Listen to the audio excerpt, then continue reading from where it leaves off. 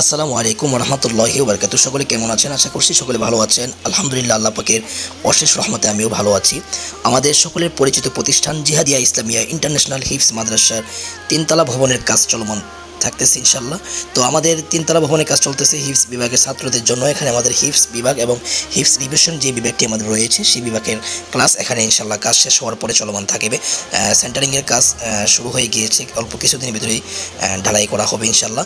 তো আপনারা সকলে আমাদের জন্য দোয়া করবেন। আমাদের দোতলাতে যে বিভাগটি রয়েছে সেখানে মক্তব, নুরানি এবং নাজারা তিনটা বিভাগ থাকবে, আর হিফজ এবং হিফজ রিভিশন বিভাগটা থাকবে আমাদের তিনতলাতে। তো আমাদের অনেকেই আমাদের প্রতিষ্ঠানের লোকেশন জানতে চাচ্ছেন যে আমাদের দূর দূরান্ত থেকে, যেমন আমাদের এখানে অনেক জায়গার ছাত্র আছে, ময়মনসিংহ নান্দাইলের ছাত্র আছে, তারপরে হচ্ছে এদিকে গাজীপুরের ছাত্র আছে।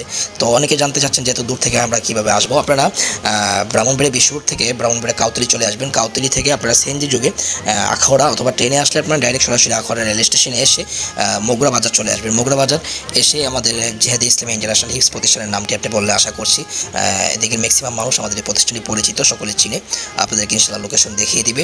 আর সবচেয়ে বড় কথা হচ্ছে, আরও সহজ লোকেশন হচ্ছে মগরা বাজারে এসে চেয়ারম্যান অফিস সংলগ্ন আমাদের প্রতিষ্ঠান। চেয়ারম্যান অফিসের যে রুটটি রয়েছে যে যাওয়ার জন্য, এই রুটের পাশে আমাদের প্রতিষ্ঠানটি রয়েছে। মোগরা মেন বাজারে আসলে আপনি আমাদের প্রতিষ্ঠান দেখতে পাবেন। তো আপনারা দেখতেছেন আমি ছাদের উপর পানি দিচ্ছি।